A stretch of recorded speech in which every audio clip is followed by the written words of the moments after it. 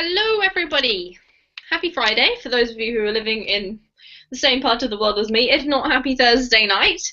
Um, it's good to see you all. My name's Teacher Amy, and this is a verbling class. And today's class is all about refugees. So this is like a very pertinent topic, I would say, because it's something that lots and lots of countries are discussing at the moment. But I found this very interesting article about migrants who were trying to escape by cycling in the very, very north of the planet so that they could avoid the risky boat crossings that a lot of the other migrants attempt.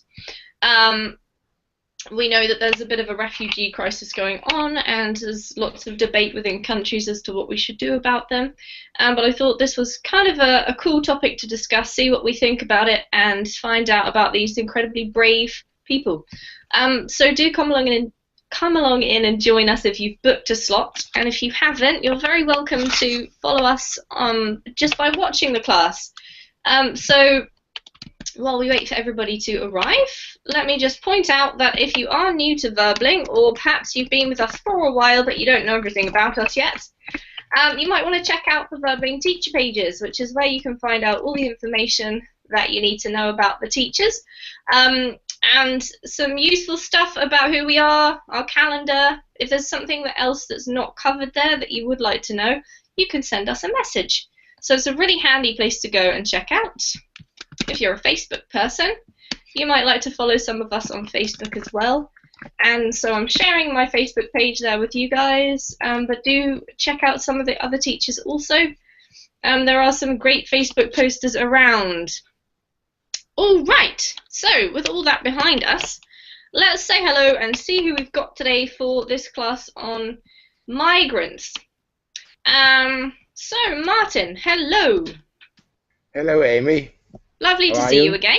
I'm well, thank you. Yes, so am I. I'm good. Excellent. So, Martin, our topic today is refugees and migrants. What does Denmark have to say about all of this? Well, we have mixed feelings about it. I will say a large group are thinking we are getting too many refugees from the Middle East. And as you can see in this article we're going to read, some people have been living in Russia for a long period and they are speaking Russian. And then it is a bit strange they all of a sudden go to Norway and claiming they are refugees from Syria. Yeah, there's a lot of confusion and there's a lot of, I think, stress, really, with lots of countries not really knowing what to do and not really knowing what the situations are. Interesting. All right, thank you for opening that for us, Martin. Lovely to see you. Welcome. Natasha, hello. How are you today? Hello, I'm pretty well. Thank you for asking. What about you? I'm fine, thank you, Natasha. It sounds like you're cutting out a little bit. Oh, okay. I try to speak more louder. Ah, that's better. Okay. So Natasha, how do you feel about this? How do you feel personally about this refugee problem that's happening around the place at the moment? Okay, well, to be honest, I suppose that it's really a very big moral affairs because on one hand, I suppose that government of these countries do really a very well deal because they help these people who have big problems in their life and a big maybe even for their living there, for living of their children. But on the other hand, it's a big problem for residents of their countries because in this case they have to share their money. They they maybe land they think these people, and in this case maybe big problems, big issues with law for these people for helping for their future life. Hmm. Thank you, Natasha. Yeah, absolutely. This is the debate that's been going on. So, welcome to the class, Natasha. We're going to discuss this further a bit later. Lovely to see you. Mikkel, how are you? Hello, Amy. I'm doing well. You? Good. Mikkel, we've met before, right? Yes, I think that's the third, fourth class, maybe. All right. So it's just I don't remember your picture for some reason, so I don't know why. Can you remind me which country you're from?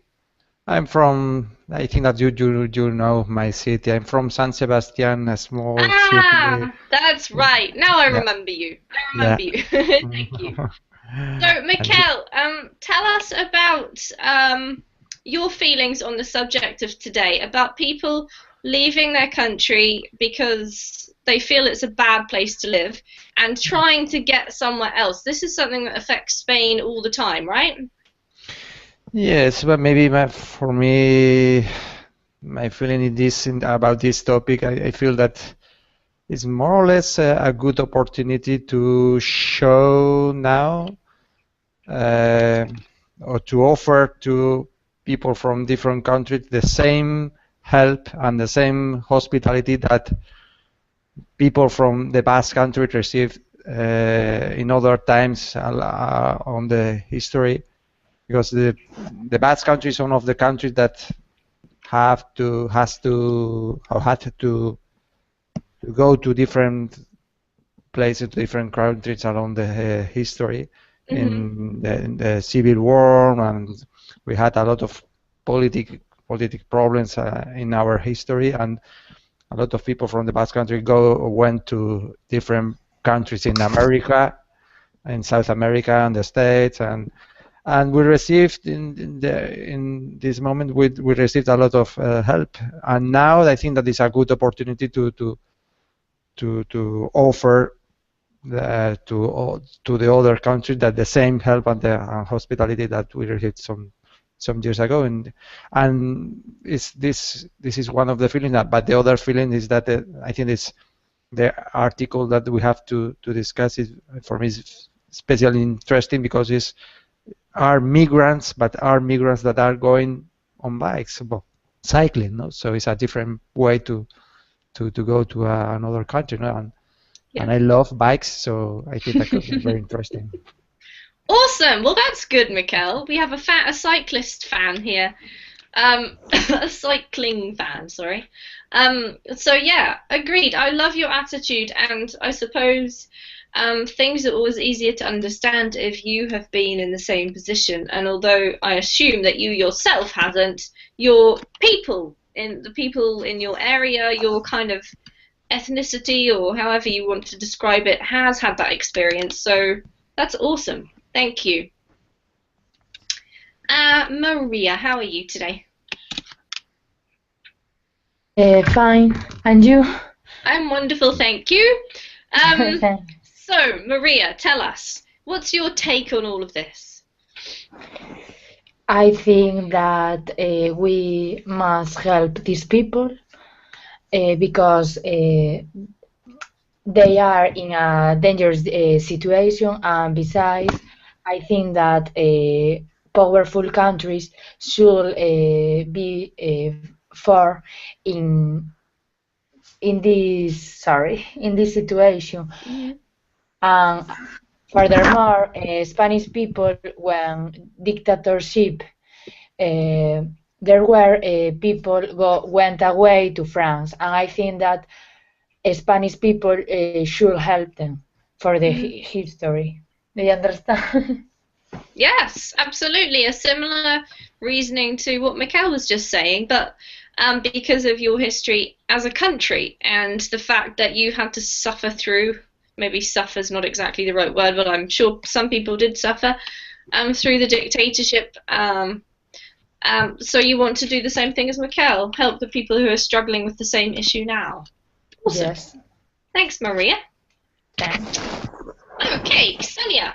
Hello. Have you heard of these people that we're going to read about today? Yes, I did. And how did you hear about them? Actually, the same as you said and other guys. So people need to asylum somewhere from the war. Yep. But I feel sorry for the citizens of the city.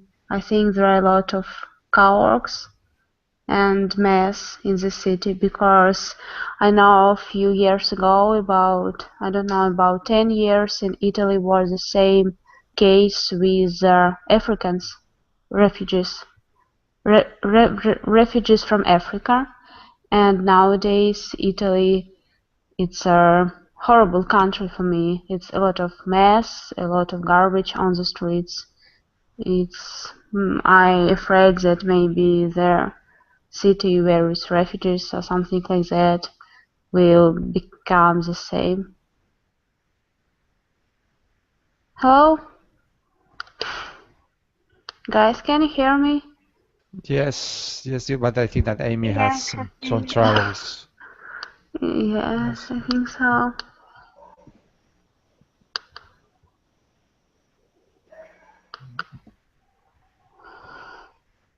Not sure what exactly happened. Apologies for that, Ksenia. I actually missed the last part of what you were saying. I just made an example with Italy. Italy had the same case with refugees from Africa, and nowadays we can see Italy in a big mess. A lot of garbage on the street, a lot of horrible smells everywhere. I don't know why, maybe about homeless refugees, maybe about something else, because we were in the middle of this crisis in Rome, and there were a lot of refugees slept in the grass, so they were everywhere. It was horrible for me to see such scenes. I don't know. It's difficult. Definitely. And you've recently been over there and seen this yourself firsthand, haven't you? I'm sorry, can you repeat? Yeah, you're talking about your trip, your first-hand actual experience of seeing these people. Yes. Yeah, absolutely. Okay, good point. So it does definitely cause disruption for sure. Thank you, Ksenia. Welcome. Julian, how are you today? Hi, Amy. Very fine, and you? Very fine. That's awesome. I'm very fine too. Okay.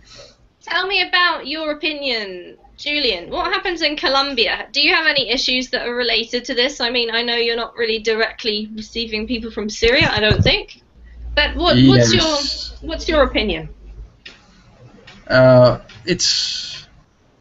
This phenomenon is very hard for not only for the people that suffer that thing. It's hard for the country because that makes they enhance the anger into the country, between the people, the nation. Because we here in Colombia, we suffered that for 50 years, maybe less. Is less showed by the news networks, but it's very popular here in Colombia, and that makes that the conditions, the people's goes down very, very, very bad, and I think that the solution is not by the state, but the government. The solution will be by the people. It's good. It's very, I don't say that in Spanish is solidaridad. I say that in English. Let me think. Solidarity. Too. Yeah. No? Pretty much the Okay. same, Julian. Yeah, yes. I don't say because I don't think Sometimes it's not a good idea to do that, but in this case it worked out. Okay. In this case, I try. It's very cheap with the people because it's the the people need that this help by the other people don't need maybe it's more important the feelings or the help that you could give them that they give of the state of the government in this case. And really it's I know it's several different people that I suffered this situation. It is very hard for them. For them. It's really relieve them. It's really hard. Wow, that's a really lovely point that you've brought in. The fact that actually the difference is made by the people of the country, not the government, and it's how they react that's important. So thanks, Julian, for sharing that with us and giving us an insight into what happens over in Colombia. And you're right, we don't get a lot, at least in my country, we don't get a lot of news about the specifics from Latin America. So thank you. Okay. Jose, hello. Hello, Hami. Good to see you. Nice to see you again. So, Jose, tell me, do you agree with the other Spaniards in this class, or do you have anything to add or a different point of view? I think the people are fleeing from Syria to other European countries, and many refugees are determined to reach Germany. And then Angela Merkel has urged to the European Union to take in more refugees. But what is the problem? Now there is a dispute about the distribution plan because they don't have any plan. But Spain has had problems about immigration for 20 or 50 years ago, because a lot of people, thousands of people, are coming to Spain from Africa to Spain, and Spain always Spain have always been ignored by the European Union, and now because Angela Merkel has ordered that Spain have to share more immigrants. Spain has to receive a lot of immigrants from because Germany has ordered. I disagree with her, because you have to put more money in the budget, because the people that come to Spain, you have to supply with food,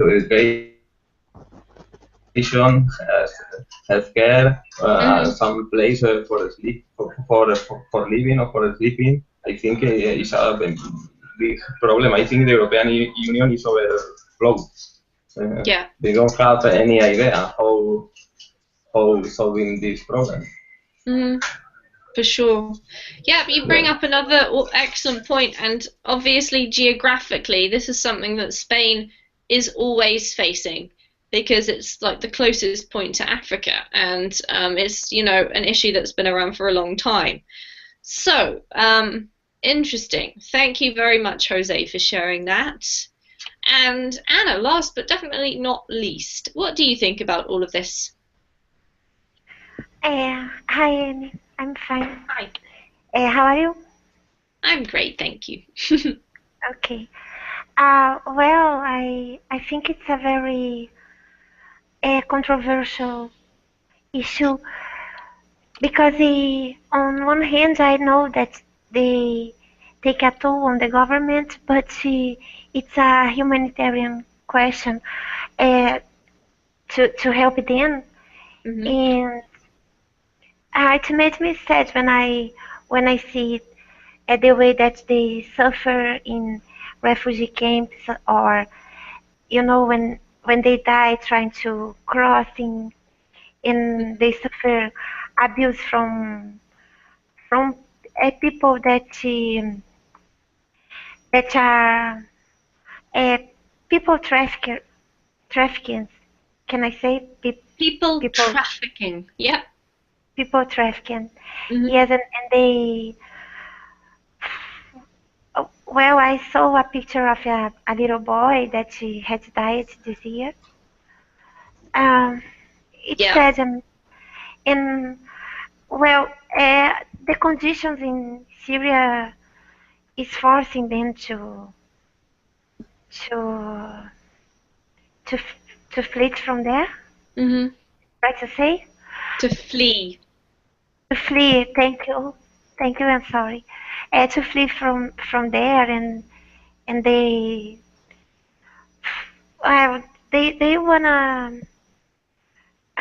they wanna turn a new leaf, but they have to face a lot of problems, and there are some refugees here in my country as well, from Syria, from Lebanon, and some Angolans.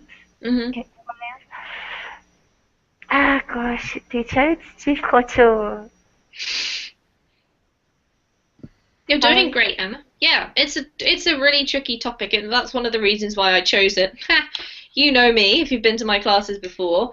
I try to choose things that are a bit challenging for you, so you can push yourself a bit with your English, but also, that are interesting. And I think this is a very serious topic. However, I think there are always positive stories, and it's something that just is going to keep happening, and we'll learn to deal with it slowly. It's obviously something that's always happened. It's not new, but because it's now happening to such an extent, it's kind of in the forefront of at least Europe, and the rest of the world is trying to see what's happening too.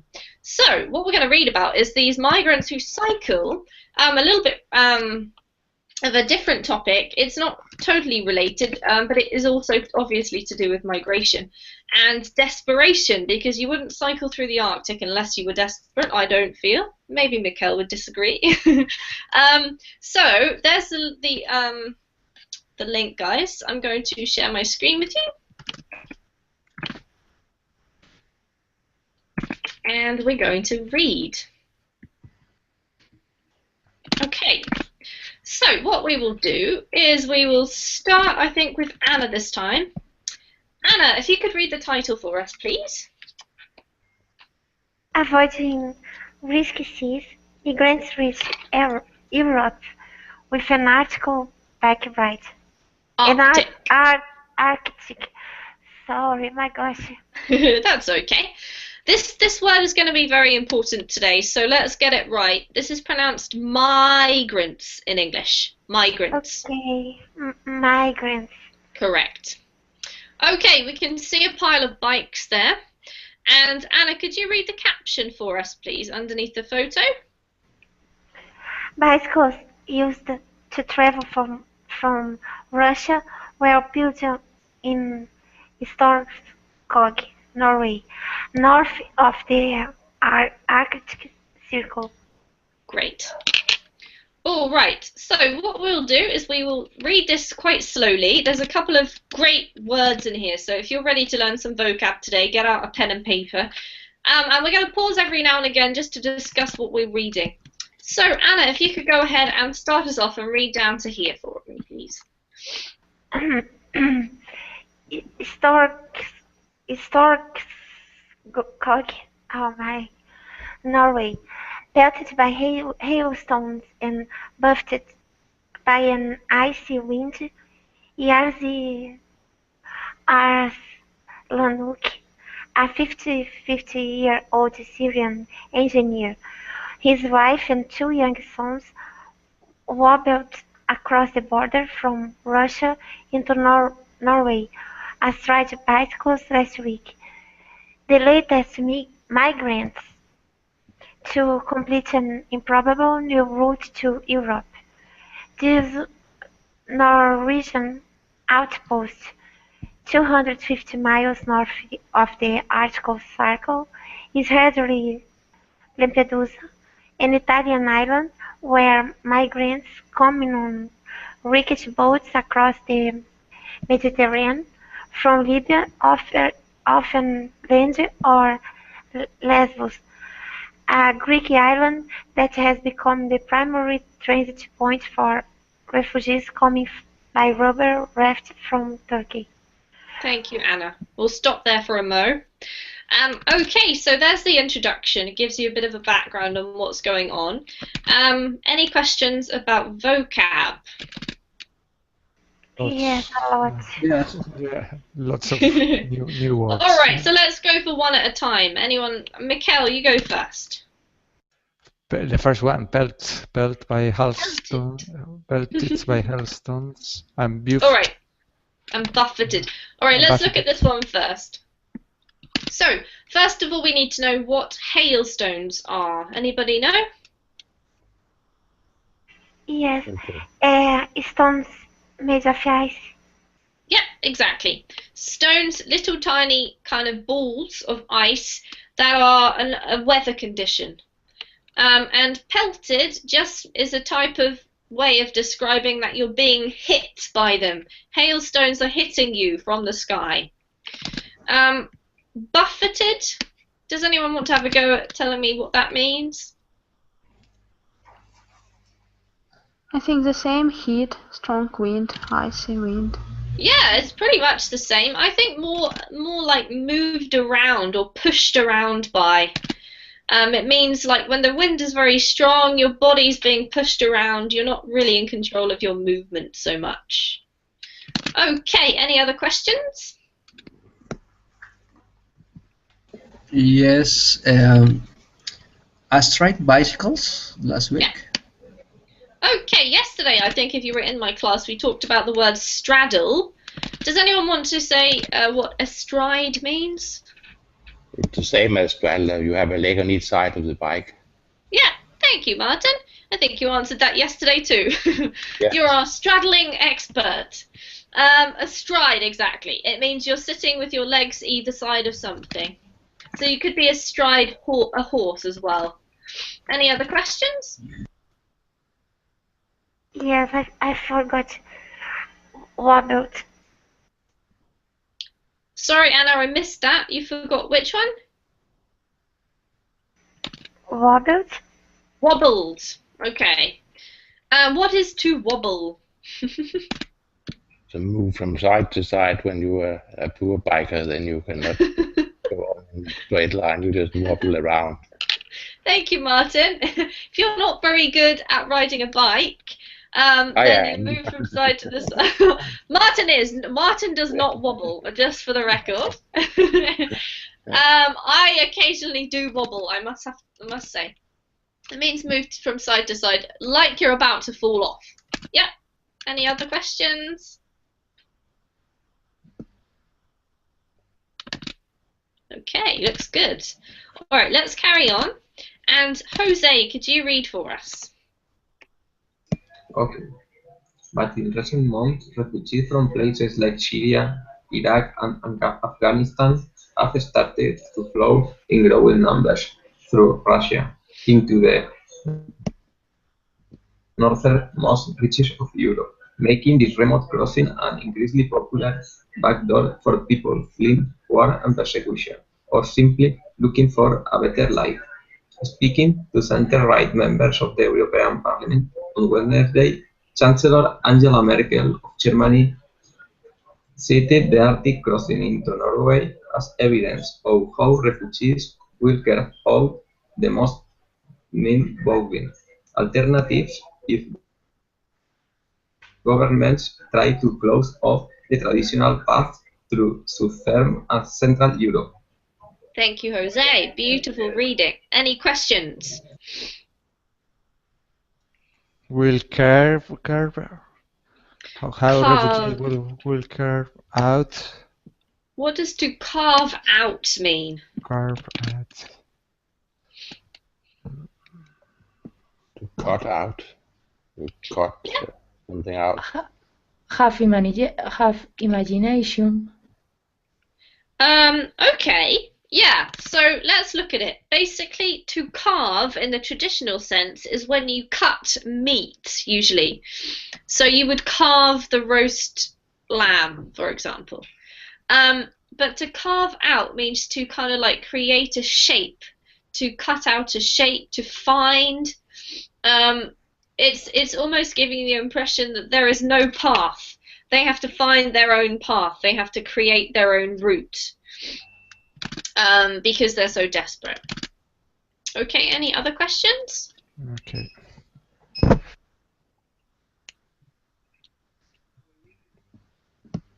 No? All right, keep going, and it's Julian's turn. The trip. The trip, Mr. Aslanuk said after dismounting his bike and seeking shelter in the head orange tent on the Norwegian side of the border, is better than going by sea. The hazardous option chosen by most of the more of the 500,000 migrants who have made it to Europe so far this year. Keep going. Okay. After just a handful of migrant crossings here in the first half of this year, the number exploded in September with 420 asylum seekers pedaling into the northern Norway at Storkog, say Stein Christian Hansen, the police superintendent in charge of the Norwegian border post. So far this week, 263 arrived by the active route in a tiny number compared to the. You could roll it up, please. Thank you. Compared to the 1,000 arriving daily in Greece and Italy. But a record here. Thank you. Sorry about that, Julian. I was looking at my screen and not your screen. This one here is pronounced asylum. Asylum. Asylum seekers. And this one is hazardous. Hazardous. Right. Those two may be problems for you. Does anyone have any vocab to ask? So I understand that more than 500,000 migrants come cycling. More than 500,000. Let's look at this. So basically what it's saying is that, you know, the sea crossings, which are kind of like traditional but we all have heard of for a long time, are obviously extremely dangerous. And so this is the new route, this is the new thing to do. And yeah, you're right, it says more than 500,000 migrants have made it. If you make it, then you achieve it, you do it. So yeah, it's more than 500,000. It's a lot of people. Yeah, it does say that this is the route chosen by most of, so not all of those 500,000 have come this way, Mikkel, but most of them have. I couldn't imagine a huge number than this. More than 500,000 cycling to Europe. Yep, it's pretty shocking, isn't it? They're not cycling. That's what we've got in this year. They're not cycling. Only a couple of hundreds every day in Norway at the moment going by cycling. They only cycle to 100 yards from Roskilde Station to the Norwegian one.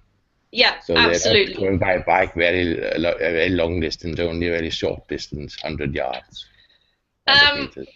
Yeah, so we'll keep reading. Good point, Martin. Keep your minds open, guys. But can we just check there's no more vocab? Is there any more vocab we want to ask about? Everyone clear? Okay, so let's carry on reading, find out a little bit more, and it's Ksenia's turn. Many of the arrivals, Mr. Hansen said, seems to have a little idea where they were exactly, and had bought no warm clothes. But encouraged by a flurry of reports on social media about how well Norway treats refugees, they rush through Russia to reach Europe's northernmost frontier. It is not snowing here yet, but temperatures have already dipped close to freezing.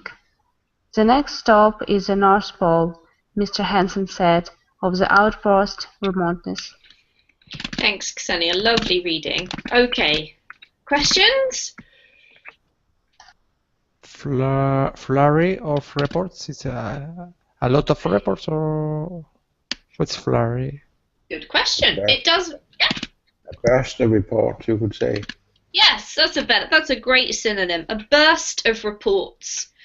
Sometimes we say like a snow flurry, which means a sudden shower of snow. The snow just suddenly falls out of the sky.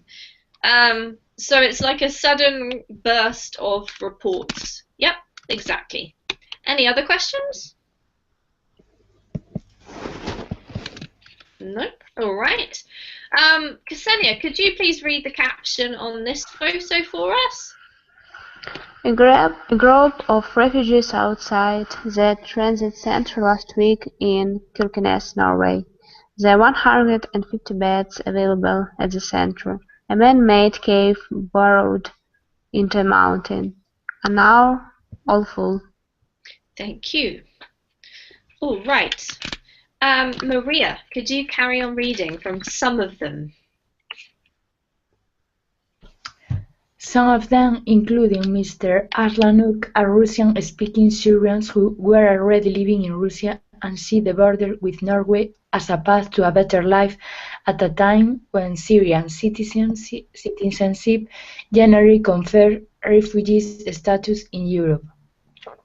Others, having heard of new route into Europe, are traveling through Russia to the border rather than taking the more established but riskier path.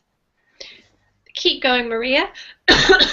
Okay. A 21-year-old Syrian woman who gave only her first name, Dana, said her father, mother and brother had made it to Germany this summer through the Balkans and had sent horrific reports of the journey to Greece from Turkey. The Arctic she decided was easier. Thank you. Beautiful reading. Before we talk about it, just any vocab questions?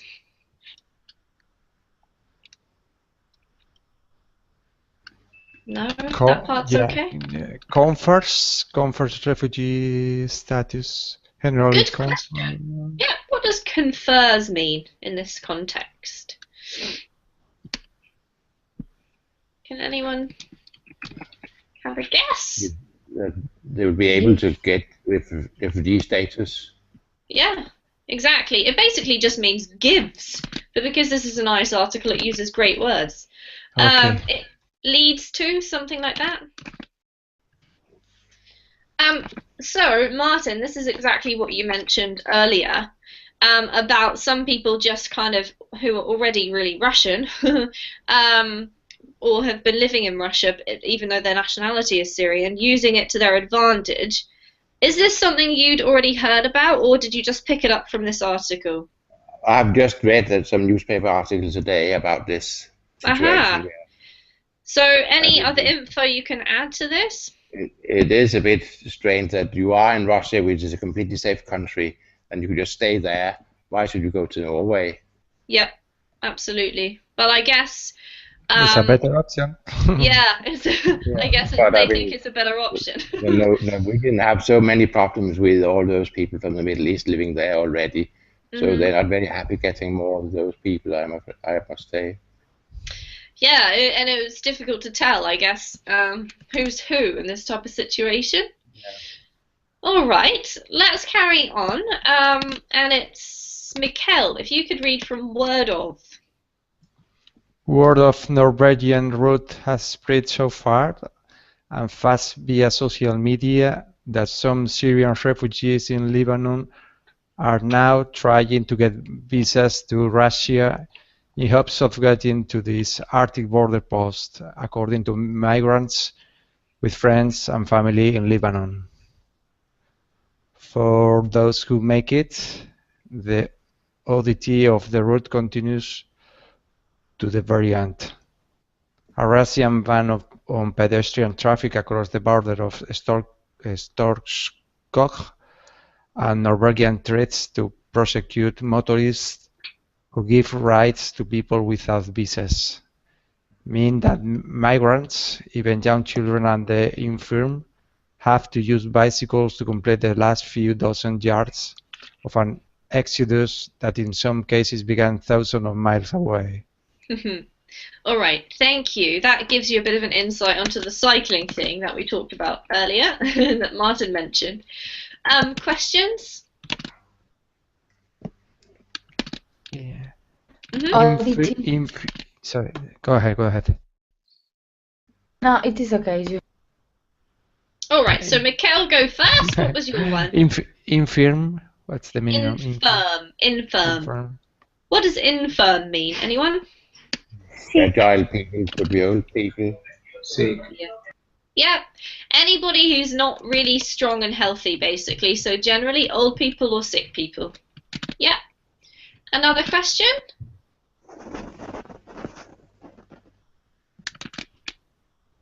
No? Just one pronunciation word for you, which is Norwegian. Norwegian, Mikkel. Norwegian. Yeah, brilliant. Thank you. Okay, so can somebody explain now that we've read this exactly why they're using bicycles to cross the border?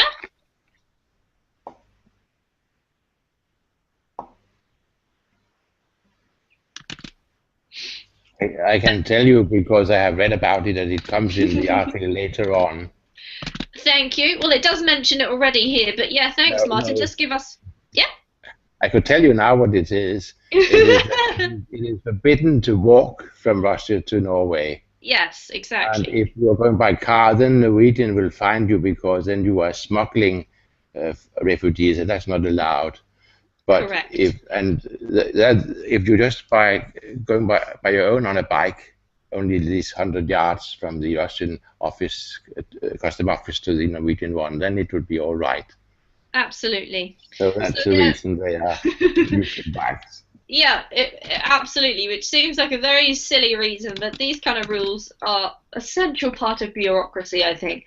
So, there's a ban on pedestrian traffic from the Russian side, and there's, obviously, it's illegal to smuggle migrants into Norway, so therefore the only way to actually get across is by bike. So, let's carry on reading. So yeah? what is the price of the bikes now in this area? I don't know, Mikkel, but you could go and make your million probably. Yeah. Or just hire them out, because they only need to get there, drop it off, and they don't need it anymore. All right, so Natasha, could you carry on reading for us? Once in Russia. Once in Russia, it costs migrants only a few $100s to secure transportation to the border and the bicycle, far less than the more than 1,500 that Turkish smugglers often charge to ferry migrants across the Aegean Sea to Greece. The bicycle-borne flow into Norway underscores not only the dogged determination of migrants, but also Russia's curious role in helping to drain the population from Syria, a country that President Vladimir Putin views as a vital ally and whose leader, Bashar al-Assad, he is now helping with bombing raids against the opposition. Thank you, Natasha. Okay. Just a second. This one here is ally. Great. Any questions?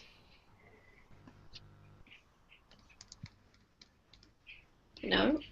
All right, so we're getting towards the more political side of things now, so let's keep going and see what else it says. And Martin, if you could read for us. Putin loves Assad and Assad loves Putin, but neither of them like Syrians, Mr. Aslanuk said, adding that he had nothing but disgust for both of the government in Damascus and its armed opponents. Refugees say guards on the Russian side of the border sometimes ask Syrians why they do not return home and support Mr. Assad, but they then wave them on down a narrow road toward Norway and inform their Norwegian colleagues by telephone that another group without visors is about to arrive. They call us blacks and just want us to leave, said Valid Jumelaisu, 35, a Syrian who worked for a time in Russia sewing clothes but could not earn enough to support his family in Aleppo and decided Europe offered better prospects. Thank you. This one here is visas, Martin. Oh, yeah. Okay, any questions?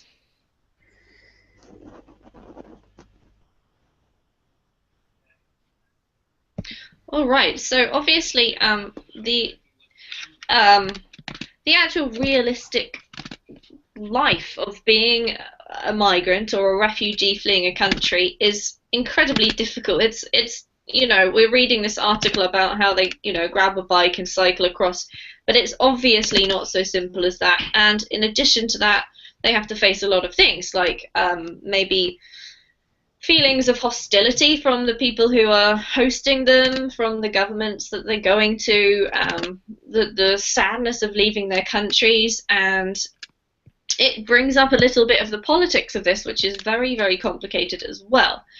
So, we'll go now to anybody who would like to read another part. Any volunteers? Okay, may I? Okay, so that was maybe, I think it was Anna. Okay.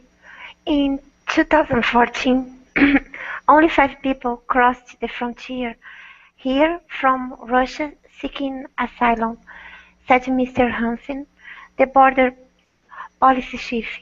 So far this year, more than 600, 78% of them from Syria, or at least claiming to be from there, have done so. Can I read one more? Yes. A booming business has now grown on the Russian side of the border to help and profit from the flow. Taxis and minibuses ferry migrants from Murmansk, the northern Russian city to which most migrants heading north travel by plane or train to Nikel, a Russian town near the border with Norway, where many migrants buy their bicycles. Thank you, Anna. Okay, so here's a bit more of clarification for you on numbers, Mikkel. Any questions about vocabulary? No, that one's quite straightforward. All right, another volunteer? Yes, can I do? Sure, Julian, from here. Nickel, according to Norwegian police officer who asked not to be identified, now has hundreds of Syrians and others waiting to make a final push into Norway here and Stockholm. When the first Syrians, a group of 6, arrived from Russia in February to claim asylum, they were all taken on the nearby town of Kirkenes, and after a night at the government expense in an upscale hotel with civil rooms, from to Oslo, Norway's capital, to have their application processed. Reports of how well Norway treated asylum seekers spread rapidly on social media and by word of mouth. Okay, now we're getting to the real story. Why these people want to go through Norway? Okay, questions about vocab?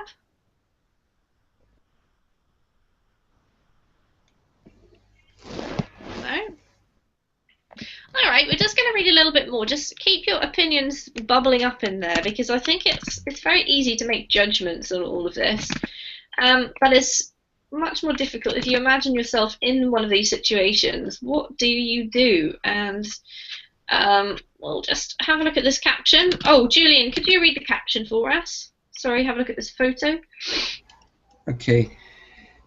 Yasir Aslanouk, a 55-year-old Syrian engineer, and one of the sons last week in Starkach.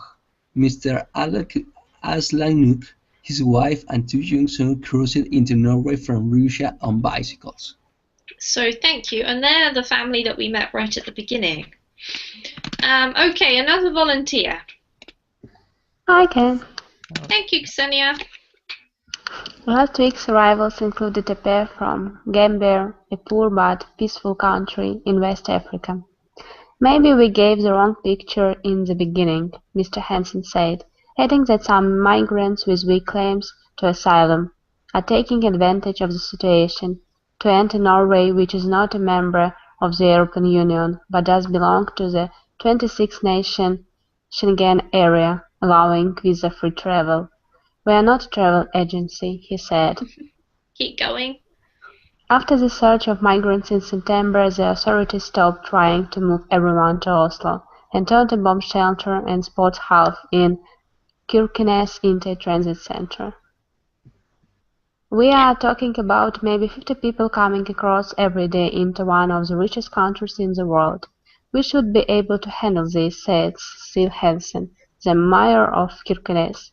She noted that her town, which housed refugees from the Balkans in the same bomb shelter during war in Kosovo in the late 1990s, has a history of welcoming foreigners.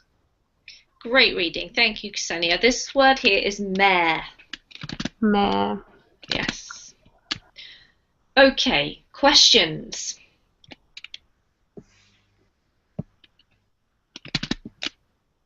No?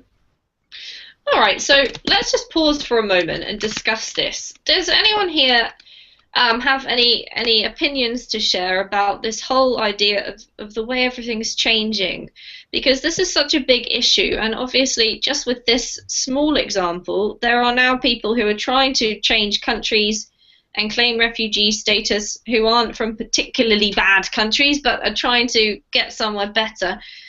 What do you guys think of this? I mean, none of us, I'm assuming, are migrants, and we're looking at it from the other point of view. What would you say to this who was it, a lady? Yeah, a pair from Gambia. What would you say to these guys? Do you think it's fair that they try to get into Norway in this situation? I don't think so, because Gambia is quite a nice country, apparently, and they should rather stay in their own country and trying to develop it. Mm-hmm. So the problem is, people from Gambia is they sometimes fit in well in Europe, but we have quite a lot of experiences with people from Middle East who do not fit in when they come here. If it was only some years they should stay and then go back to their own country, it would be all right. But Germany cannot cope with getting 2 million more of people from the Middle East. Mm-hmm. They have already quite a lot. Mm-hmm. And in Scandinavia, Norway and Sweden. Sweden has really big problems. They're getting this year about 200,000 refugees from Middle East. And there are only 8-9 million Swedes. And they have enormous problems now. So it is nice. People have problems, and it's nice if you can help them. But if you just think 10 years in the future, these people will still be there. Mm-hmm. And apparently, for example, the Syrians, we got 5 years ago quite a lot of Syrians as well, and only 13% of them are working. The rest are living on social welfare. Mm-hmm. So that is what is creating the problems, really. All right, thank you, Martin. Anyone else like to comment? Yes, Go ahead. I think to complete the nails, maybe it's like Gambia don't have a fight or internal conflict, but the equality in the developed countries it's quite different to the first world or the developed countries, and the opportunities that you could get in a developed country depends only on your export and I don't know your patterns, but maybe that opportunities don't appear in a developed countries. That makes that the people try to get a better life, to get a better style life in other country. That it's the real point. Maybe the refugees is the result of the combat, of the fight, of the battle, but the point is the equity in the countries and the equity in the world, because we have a different for many reasons we have different equities, yes, and among or between maybe Africa to America and North America and Europe, it's the conditions are quite different. I think you mean inequality, Julian. Inequality? Yes. Yeah. Yes. Okay. So, really good point. What you've mentioned, I guess, is the central reason why there are refugees in the first place, because of the problems in their country. And obviously, you know, some are much more serious than others.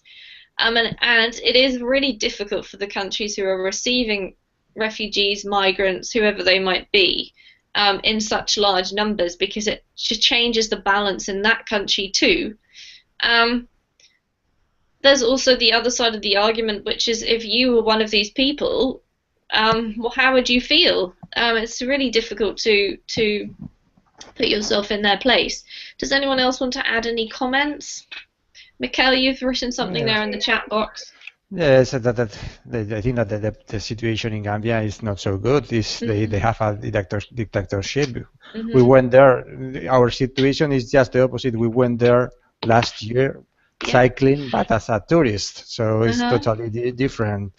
And for me, speaking about migrants, I think that the main idea is that we have to try to help them in their own countries, when they are coming here. So we have to share our money or our possibilities and to try to have a more equal world. Because now there are very, very big differences between countries. So this is the problem. Absolutely. Great point. Great point. This is obviously why the politics is so confusing and difficult to deal with, and it's an issue I think that's going to be around for a long time. It's maybe going to change the way things work. Who knows? Anyone else like to add anything further? In my opinion, I think the problems will be solved in the origin, because after that is for the people that flee to other countries is not easy, because they travel without anything. They don't have money. They don't have anything. I think they have a strong mind. Absolutely, they're definitely pretty tough. I mean, even if you only cycle that short distance across the border, you still have to get all the way up there somehow. And if you're fleeing from a war-torn country, you're not going to be able to pack and take everything with you and have all your money. It's definitely a difficult, scary situation. Thank you for all your really positive and inspiring comments, I'd like to add, because it's awesome. Thanks for joining this class with me. If you'd like to practice your writing, come along to the next one, and if not, I hopefully will see you next week. Have a lovely weekend, and I'll see you later. Bye, guys. Bye. Thanks.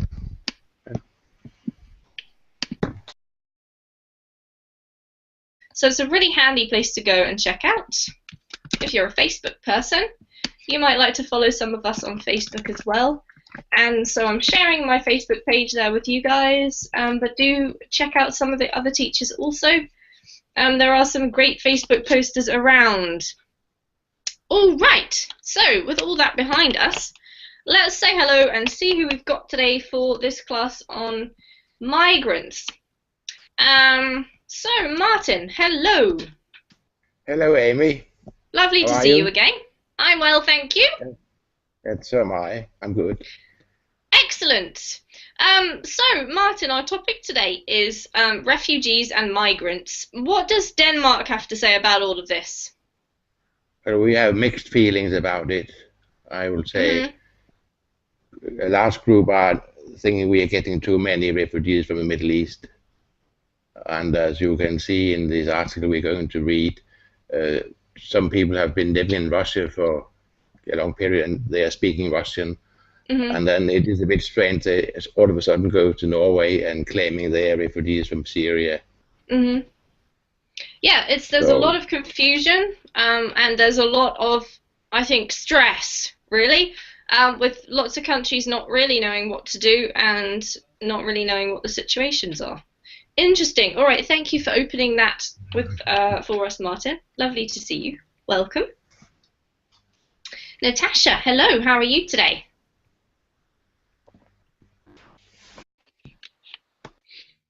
Hello, everybody.